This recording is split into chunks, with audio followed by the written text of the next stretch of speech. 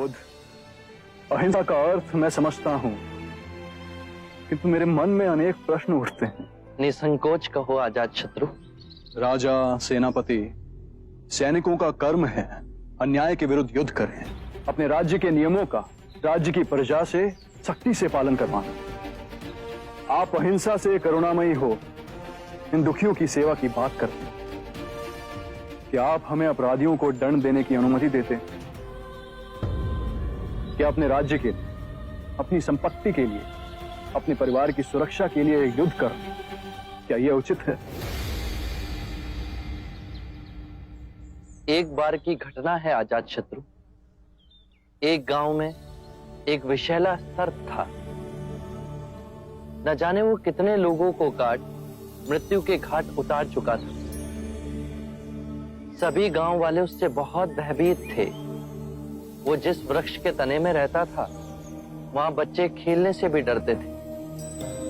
एक बार ऐसा हुआ, एक भिक्षु वहां से गुजरा और उस वृक्ष की छांव में विश्राम करने के लिए बैठा। सांप उसे काटने के लिए बाहर निकला तो भिक्षु को उद्विग्न ना होते हुए देख सर्प अचंभित हुआ। भिक्षु ने उसे उपदेश दिया कि तुम्हारे काटने से, तुम्हारे लोगों को क्षति पहुंचाने से उन्हें बहुत पीड़ा होती है, उनके प्राण भी चले जाते हैं। सर्प में वैराग्य जागा। उसने निश्चय किया कि वो किसी को क्षति नहीं पहुंचाएगा, किसी को नहीं काटेगा। और सर्प को अहिंसक देख गांव में लोग धीरे धीरे निर्भीक होने लगे। कोई उसे छेड़ता, बच्चे अकारण ही उसकी पूंछ पर अपना पैर रखते, लेकिन वो किसी को क्षति नहीं पहुंचाता था। बच्चे उस पर पत्थर फेंकते, किंतु फिर भी वो पलटकर वार नहीं करता था। भूख और पीड़ा से वो क्षीण हो गया था। रात्रि में कुछ कंकर पत्थर खा लेता और अगले दिन आक्रमण का सामना करता। वो सर्प इतना घायल हो गया था कि गांव वाले उसे रस्सी से अधिक नहीं समझते थे। और फिर उस मार्ग से पुनः वो भिक्षु गुजरा। जब उसने सर्प की ये दुर्दशा देखी तो वो बहुत दुखी हुआ। उसने सर्प को औषधि लगाते हुए पूछा कि तेरा ये हाल कैसे हुआ? तो सर्प ने कहा, मेरे मन में वैराग्य जागा और मैंने काटना छोड़ दिया। भिक्षु हंसा और उसने कहा कि मैंने तुझे काटने से मना किया था, किंतु तू अपने सर्प स्वभाव से कैसे विमुख हो गया? तूने पुकारना क्यों छोड़ दिया?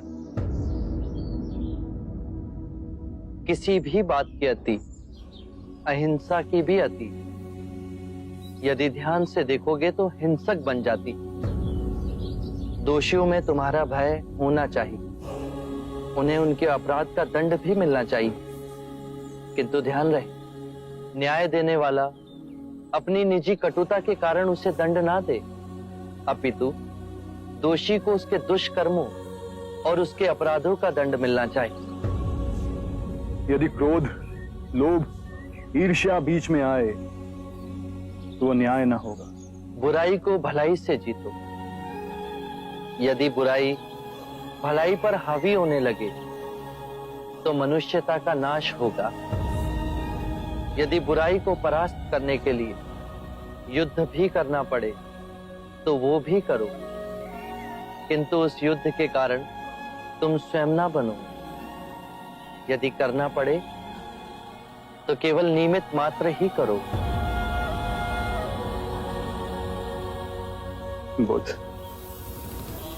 आपके इतने सुंदर और महिमामयी वक्तव्य ने मेरे हृदय से सभी अंधकार को दूर कर एक नई ज्योत प्रज्वलित की है।